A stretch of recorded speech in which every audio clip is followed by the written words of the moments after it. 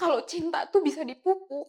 Saya juga kan nggak cinta sama Mas dari pertama, tapi saya coba. Akhirnya saya cinta sama Mas Teddy. Saya cinta sama anak-anak, Mas.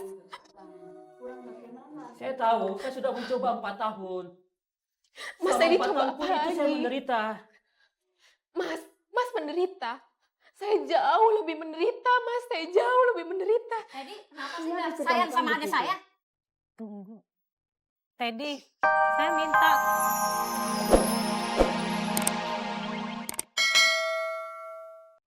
Anak-anak dari Mas Teddy yang bukan anak kandung saya, itu saya sudah menganggap mereka anak-anak saya.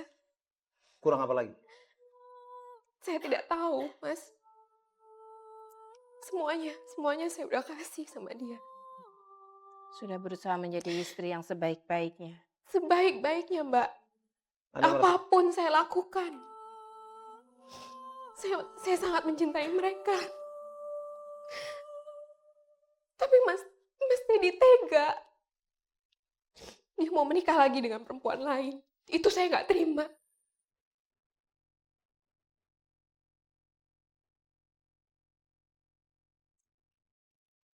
Saya bisa menerima dia hanya sebatas jasmani saja, Mas. Untuk sampai ke batin, jujur saat ini saya belum bisa menerima dia. Sebab kami menikah bukan karena perasaan cinta dan sayang, ada juga karena amanah dari orang tua. Mas Tidak Teddy, dipaksa.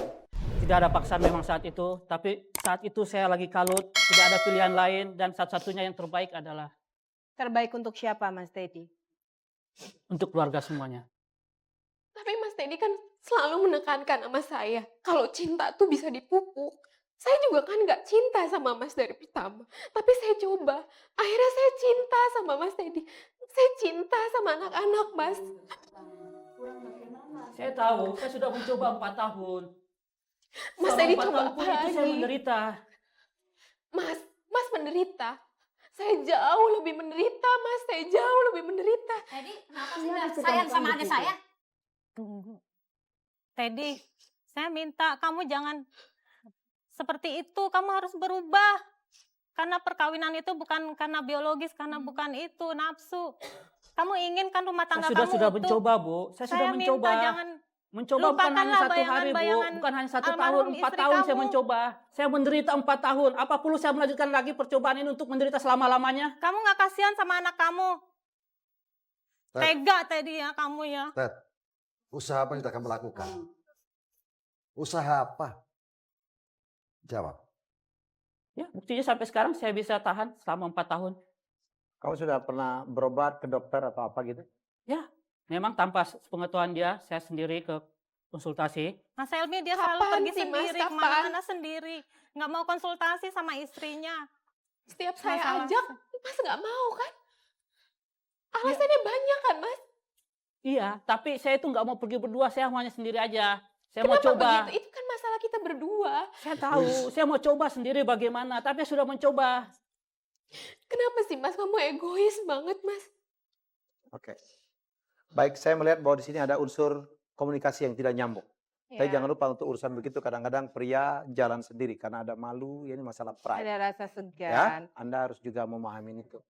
Ya, banyak sekali skenario-skenario tuduhan bahwa inilah itulah, oleh karena itu masihkah kamu mencintaiku? Selalu mencoba mencari solusi dengan melalui pertanyaan-pertanyaan yang kadang-kadang agak kontroversi, tapi harus kita tanyakan supaya membongkar tembok-tembok yang memblok komunikasi. Kita Ya. bisa mulai acara ini.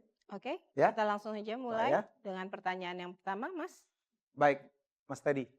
Ya, pertanyaan ini saya lontarkan ke istri Anda. Apakah menurut istri Anda, dia itu tidak menarik, tidak cukup seksi, tidak cukup sensual untuk Anda? Pandangi dia, Mas.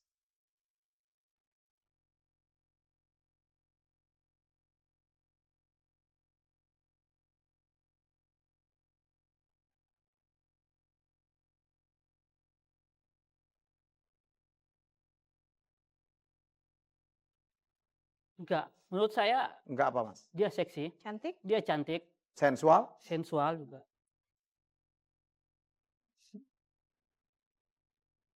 Tapi saya tidak bisa menerimanya.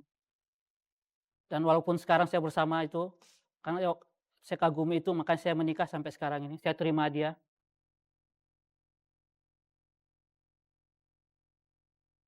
Sebagai seorang perempuan, saya sudah merasa cantik dan sensual, tapi dia tidak pernah memandang saya. Dia selalu cuek.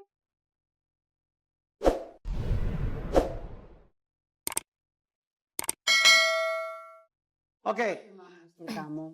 Mbak, suami Anda sudah mengatakan Anda cukup menarik, sensual, seksi, tapi tidak cukup menarik bagi suami Anda. Apakah Anda merasakan hal yang sama?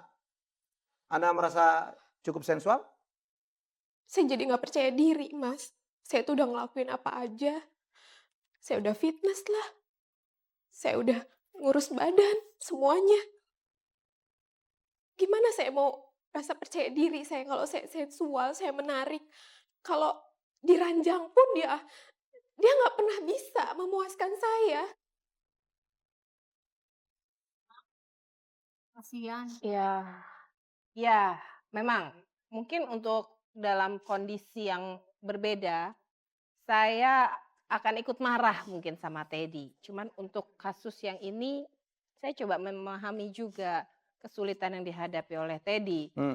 Tapi masalahnya adalah kenapa Teddy hanya berkutat saja di dalam permasalahan ini tanpa mencoba mencari jalan keluar bersama. Beban dalam pernikahan bukan hanya kesenangan saja yang dibagi, tapi beban juga dipikul dan dibagi secara rata bersama-sama. Nah ini Sylvia kalau dari ceritanya tadi sudah mencoba untuk membantu ya, menawarkan bantuannya untuk memikul beban yang didapatkan oleh Teddy. Tapi rasanya Teddy mau jalan sendiri. Gimana Bu Win?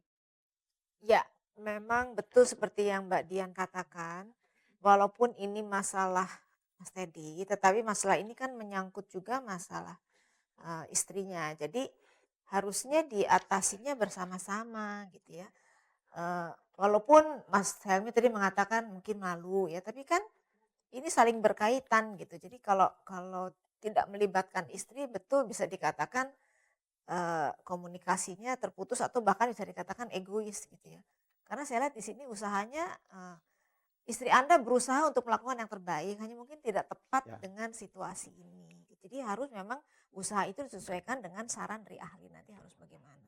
Bari? Saya mengerti sekali perasaan dan tekanan yang ada di Teddy sebetulnya.